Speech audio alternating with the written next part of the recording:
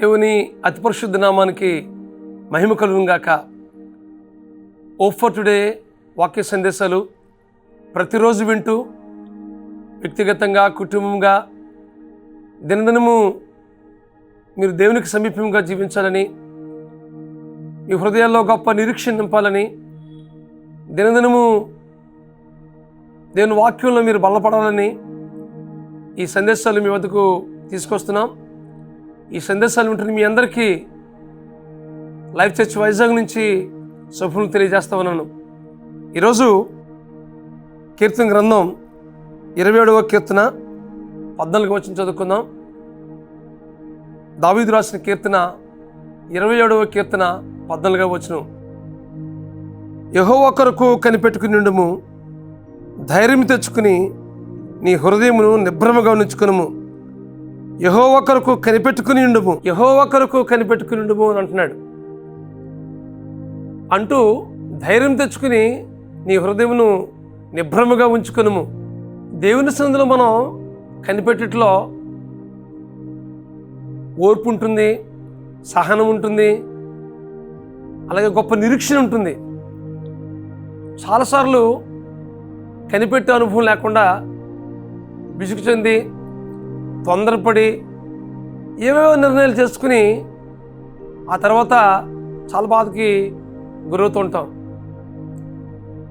కాబట్టి దేవుడు తగిన సమయంలో మనం హెచ్చించేటట్లుగా ఆయన బలిష్టమైన చేత క్రింద దీన మనస్కులుగా ఉంటూ ప్రభువు కొరకు మనం ఏ బహుమానమైతే దేవుడు ఇవ్వబోతున్నాడో, ఏ ఆశీర్వాదం అయితే దేవుడు మన కొరకు దాచించాడో వాటిని ఓర్పుతో సహనంతో విసుగు చెందకుండా ప్రభు సన్నిధిలో మనం కనిపెట్టి ప్రార్థించినప్పుడు దేవుడు తప్పనిసరిగా మనకి సిగ్గుపరిచే దేవుడు కాదు.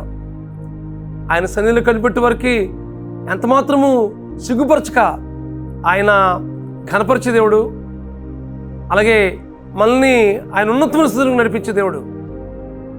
అయితే మనం ఓపికతో కనిపెట్టాలి ప్రభు సన్నిధిలో.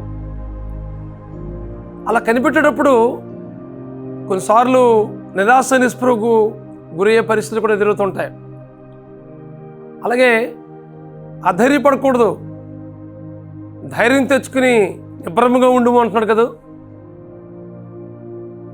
కొన్నిసార్లు ఆయా పరిస్థితులు ఎలా ఉంటాయంటే మన జీవితంలో నిరాశ నిస్పృహకు గురి చేస్తుంటాయి.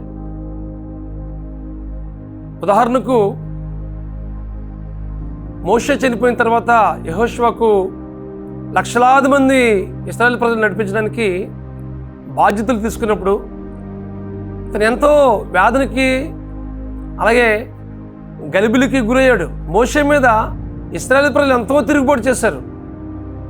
ఆ ఉదాంతం అంతా కూడాను యెహోషువకు తెలుసు. ఇంత లక్షలాది మందిని నడిపించడానికి నేను నడిపించగలనా అని ఒక ఆందోళనతో ఉంటున్నప్పుడు దేవుడు అంటున్నాడు, నువ్వు నిబ్రమ కలిగి ధైర్యంగా ఉండు, నువ్వు నడుచు మార్గం అంతట్లో నీ దేవుడిని యెహోవా నీకు తోడుగా ఉండును అని దేవుడు ధైర్యపరిచి బలపరిచినట్లుగా దేవుని వాక్యంలో మనం చూస్తూ ఉన్నాం. అంత మాత్రమే కాదు, కానీ ఆ నడిపించడంలో ఏ కానాను దేశమైతే, ఏ పాలు తేళ్లు ప్రపంచ దేశమైతే దేవుడు ఇవ్వబోతున్నాడో వాటి కొరకు కనిపెట్టుకుంటూ దేవుని సన్నిధిలో మరి ఇశ్రాయేలు ప్రజలందరినీ నడిపించట్లో యెహోషువకు దేవుడు తోడుగా ఉండి నడిపించాడు. ఇక్కడ ఒక సత్యాన్ని మనం గమనించాలి. దేవుడు ఇస్తున్న వాగ్దానాన్ని, దేవుడు ఇస్తున్న మాటను మనం చేతబట్టుకుని ఆయన సన్నిధిలో కనిపెట్టి ఆ వాగ్దానాన్ని ప్రభు సన్నిధిలో ఉంచుతూ విశ్వాసంతో ప్రార్థనపూర్వకంగా మనం సిద్ధపడుతూ ఆయన సన్నిధిలో మనం కనిపెట్టినప్పుడు దేవుడు తప్పనిసరిగా ఏదైతే మనకి దేవుడు ఇస్తానని వాగ్దానం చేస్తాడో వాటి వైపు మన దృష్టిని కేంద్రీకరిస్తూ దేవుని సన్నిధిలో కనిపెట్టినప్పుడు తప్పనిసరిగా దేవుడు ఇస్తాడు.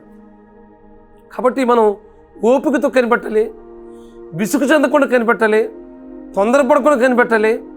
తద్వారా దేవుడు మన జీవితంలో ఒక దినాన ఏదైతే మనం కనిపెడుతున్నామో ఆ కనిపెట్టింది తప్పనిసరిగా మనకి దేవుడు ఇస్తాడు.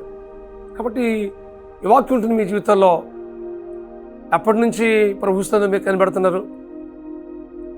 ఏ బహుమానాన్ని, ఏ ఆశీర్వాదాన్ని, ఏ దీవెన్ని మీరు పొందుకోవాలని ఎదురు చూస్తున్నారు? కొన్నిసార్లు ఆలస్యం అవ్వచ్చు, కానీ దేవుడు అలక్ష్యం చేసే దేవుడు కాదు. ఆయన మాట ఇచ్చాడంటే మాట తప్పని దేవుడు. ఆయన మాట ఇచ్చిన దేవుడు ఆ మాటని తప్పనిసరిగా నెరవేరుస్తాడు ఆయన. కాబట్టి ఆ నెరవేర్పు కొరకు మనం ఓపికతో ఎదురు చూస్తున్నప్పుడు తప్పనిసరిగా మీ జీవితంలో ఆ కార్యాన్ని పొందుకుంటారు. కాబట్టి ఈ వాక్యం ఉంటుంది మీ జీవితంలో. ప్రభు సన్నిధిలో సంపూర్ణంగా మనం సమర్పించుకుందాం. పరిపూర్ణమైన విశ్వాసంతో ప్రభు సన్నిధిలో కనబడదాం. ఏ విషయంలో అధైర్యపడకుండా ధైర్యం కలిగి ప్రభు సన్నిధిలో మనం ఆధారపడుతూ మనం కనిపెట్టినప్పుడు దేవుడు మీ జీవితంలో గొప్ప కార్యాలు చేస్తారు.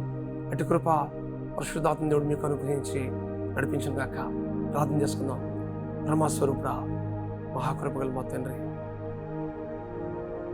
ఇదిగో ప్రభా, ఈ దినాన ఇచ్చిన వాగ్దానాన్ని బట్టి ప్రభా మీకు స్తోత్రాలు చెల్లిస్తున్నాం. ప్రభా, మీ సన్నిధిలో కనిపెట్టే వారికి మీరు సిగ్గుపరిచే దేవుడు కాదు ప్రభా. ధైర్యం కలిగి, నిబ్రమైన హృదయం కలిగి ప్రభా మీ సన్నిధిలో మేము కనిపెట్టగలిగే అనుభవం మాకు దయచే ప్రభా. తద్వారా మేము ఏ ఆశీర్వాదం అయితే పొందుకోవాలని మేము ఎదురు చూస్తున్నామో వాటన్నిటినీ మీరు ఇస్తారని ఏదైనా ఈ వాక్యం ద్వారా మాతో మాట్లాడారు ప్రభా. మీకు స్తోత్రాలు. ఈ వాక్య నెరవేర్పు మా ప్రియుల జీవితంలో జరిగించి మీరు మహిమ పొందమని మా ప్రభువును, మీ ప్రియ కుమారుడును, మా రక్షకుడునైనా యేసుక్రీస్తు నామములో ప్రార్థించి పెడుకుంటున్నాం మా పరమ తండ్రి. Amen, amen, amen. God bless you friends. Have a nice day.